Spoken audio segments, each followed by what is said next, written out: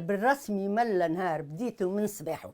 اليوم مشيت الباركينج باش حطيت الكرهبه، لقيت هالكراهب تقول كراهب تونسي الكل مشاو للباركينج اللي في اللافايت. ما دخلت ما قريت كرهبه كان ما العرق ولا يسلم. مشيت شويه قلت بالك التعب بتاع باركيت الكرهبه.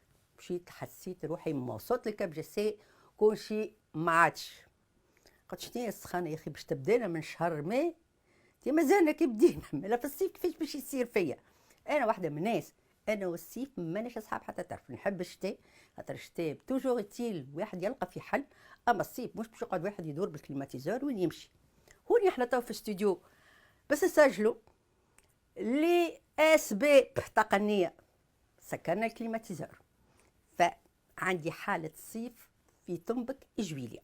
على كل هذا الكل راهو نمهد لكم به لحكايتنا اليوم اللي هي ملا نهار. ملا نهار باش يكون فيه معانا الاستاذ حمدي حشاد اللي هو خبير في مجال البيئه. البيئه عندها ارتباط بالمناخ. المناخ قل قايل في تونس شبيها ولا الدنيا سخونه ولا احنا تظهر لنا اللي هي سخونه؟ احنا باش نسالوك هذا السؤال. راهو نجم نلقاو حتى تمشي للمرشي تمشي اي بلاصه في تونس يسوفي تطلع سخانه شوي يقول لك شبيها الدنيا سخنت شبيها تونس ولات سخونه. الوغ كو هي تونس مش تشبي معزل عن العالم، هي موجوده عندها حدودها عندها مكانها مربوطه بالمتغيرات المناخيه.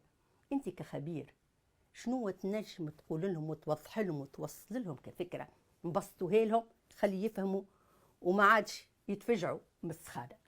عملناه ممكن في 7 جويلية تقريبا وقع تسجيل 16.17 درجة كمعدل درجة حرارة للكوكب، اللي هي معناها أعلى درجة ممكن يقع تسجيلها منذ فترة طويلة جدا.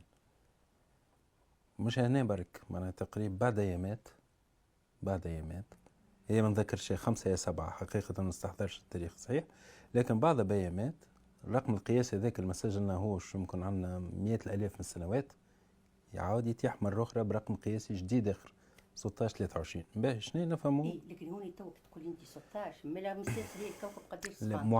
معدل معناها إيه كي تقسم قداش بلايص بالعالم؟ الباردة معناها فهو في حدود 14 درجة ما بين ال 14 و 16 معناها. معناها زاد درجتين كاملين. لا هو غادي يتأرجح في يترجح بيناتهم غاديك بطبيعة ما هي كل هذيك الحاجات الصغيرة هذيك تظهر معناها للإنسان يسمع يقول لك مش حاجة كبيرة، لكن راهي حاجة كبيرة على الآخر اللي قاعد يصير.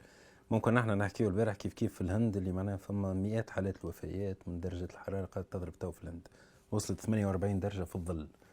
معناها في راجستان قبيله نشوفها معناها اللي قبلها ب3 أسابيع في مانيلا نفس الشيء، معناها درجة الحرارة ارتفعت فجأة معناها ما كانش متوقع. كيف عشرات حالات الوفيات معناها في الأحياء العشوائي.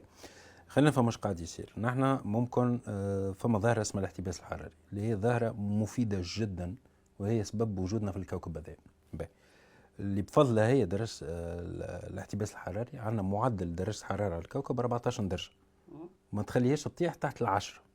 الظاهرة هذه معناها اللي بسبب في وجودنا نحن على الكوكب هذا، واللي معناها 2023 كان أسخن عام يقع تسجيله من اللي بدينا ناخذ في المعطيات المناخية والمعطيات الجيوفيزيائية للغلاف الجوي كوكب الأرض. 2023 حتى من الرقم القياسي نتاع 2015 2016 سامحني نتاع 2016 ولا هو أسخن عام على الإطلاق. باهي كي نشوف نسق التصاعد يعني معناها حتى 2024 باش تكون الوضعية مش بعيدة برشا معناها. على كل احنا راهو اذا كان نستضيفوا خبراء فالغايه منها ان باش نستفيدوا الناس الكل. واذا كان في طنبك الصيف عندكم قضيات عندكم باش تمشي عندكم مشاغلكم خليوها بكري شوي. 9 8 بالخاص النهار يبدا يضوى على بكري فتنجموا تستغلوا الاضاءه هذيك باش انتم تخرجوا تقضيوا قضيتكم ما تقعدوش للحاله اللي كان يحضر فينا منها سي حمدي. على كل هو ملا نهار وان شاء الله ما يكونش في الصيف ملا نهار بالرسمي.